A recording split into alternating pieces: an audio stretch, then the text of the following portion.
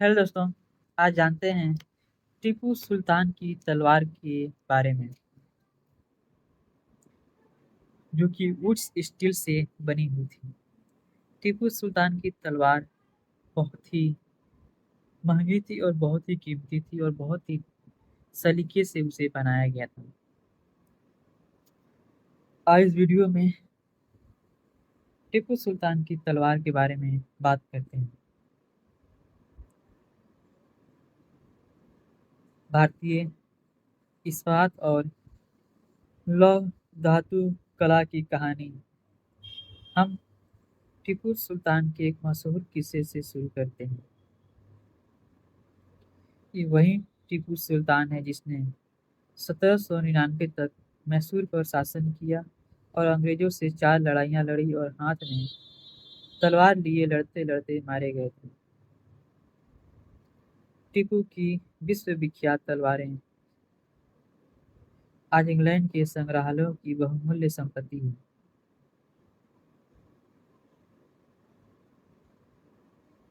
लेकिन आप शायद ही जानते होंगे कि टीपू की तलवार इतनी खास क्यों थी। टीपू की तलवार टीपू सुल्तान की तलवार बहुत ही ज्यादा खास थी। इतिहास में टीपू सुल्तान की तलवार को बहुत ही अलग रुतबे से जगह दिया गया है। तो ये जानते हैं टीपू सुल्तान की तलवार इतनी खास आखिरकार क्यों थी।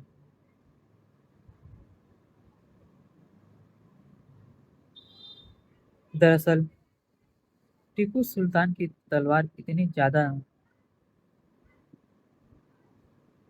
सख्त और पैनी थी उसकी धार कि वह दुश्मन के लौह कवच को भी आसानी से चीर सकती थी।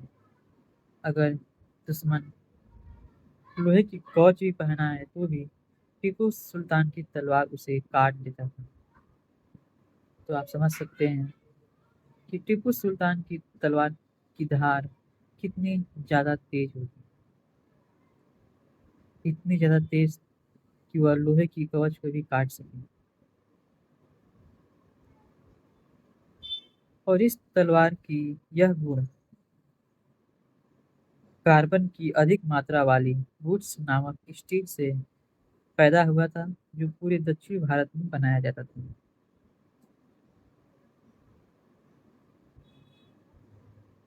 जिसकी वजह से उसकी तलवार लोहे के कवच को भी काट देती थी। शायद इसी वजह से टीपू सुल्तान की तलवार को आज भी म्यूजियम में रखा गया है और आज भी इतिहास में उसके बारे में जरूर चर्चा होती है। इस वुड्स स्टील की तलवारें बहुत पैनी और लहरदार होती थी। इनकी यह बनावट लोहे में गड़े कार्बन के बेहद सूक्ष्म कणों से पैदा होती थी। टीपू सुल्तान की मृत्यु के बाद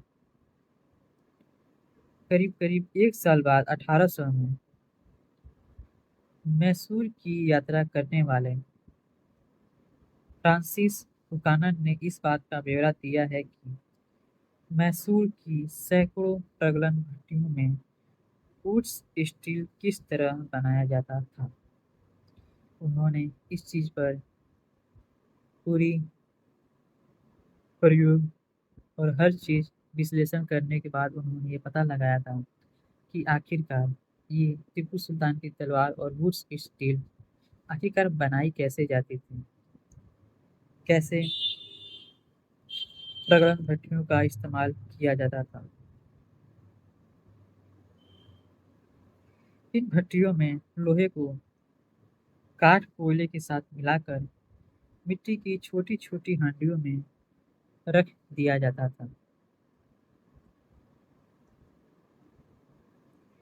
तापमान के जटिल उतार चढ़ाव को नियंत्रित करते हुए प्रगलाक इस्पात की सीढ़ियों तैयार कर लेते थे, जिनका न केवल भारत बल्कि पश्चिमी और मध्य एशिया में भी तलवार बनाने के लिए इस्तेमाल किया जाता था।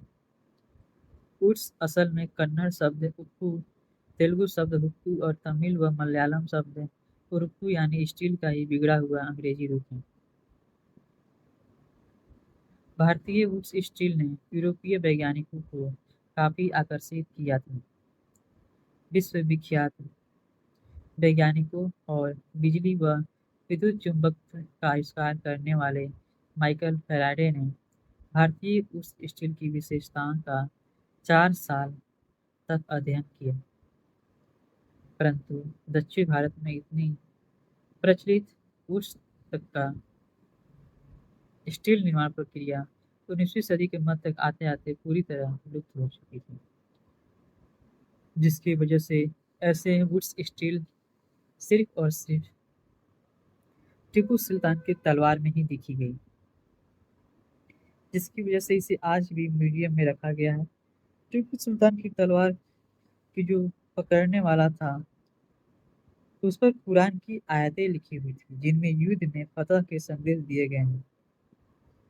उसमें शेर के सिर का मुठ के निचले सिरे की तरफ है, जिसमें आप देख सकते हैं कि उसमें आयत भी लिखी हुई है।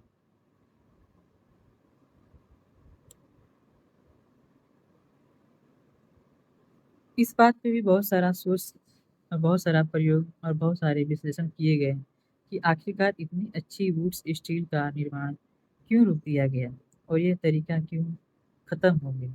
इस तरीके का इस्तेमाल दोबारा क्यों नहीं किया गया, ताकि ऐसी तलवार बना जा सके जो कि लोहे की कवच को भी काट दे। ये तो आखिरकार बहुत ही अच्छी चीज़ थी। भारत पर अंग्रेजों की जीत के साथ यहाँ का तलवार और हथियार उद्योग समाप्त हो गया और भारतीय कारीगरों द्वारा बनाए गए लोहे और इस्पात का स्थान इंग्लैंड से आए लोहे और इस्पात से ले लिया। वुड से स्टील उत्पादन के लिए लोहे के परिशोधन की बेहद परिष्कृत तकनीक जरूरी थी। उसी तकनीक से टीपू सुल्तान की तलवार बनाई गई थी, परंतु भारत में 19वीं सदी के अंत में लोहे का प्रगलन एक सामान्य गतिविधि थी। खासतौर से बिहार और मध्य भारत के हर एक जिले में ऐसे प्रगलक कारगर थे जो लोहा बनाने के लिए लौह अयस्क के स्थानीय भंडारों का इस्तेमाल करते थे। इसी लोहे से कारखानों में दैनिक इस्तेमाल औजार और साधन बनाए जाते थे। ज़्यादातर भट्टियाँ मिट्टी और धूप में सुखाई गई ईंटों से बनी होती थी।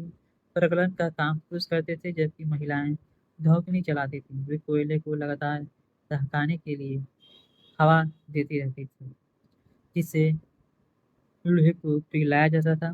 फिर उसे आकार दिया जाता था। जो भी चीज़ बनानी होती थी उसी के शेप में।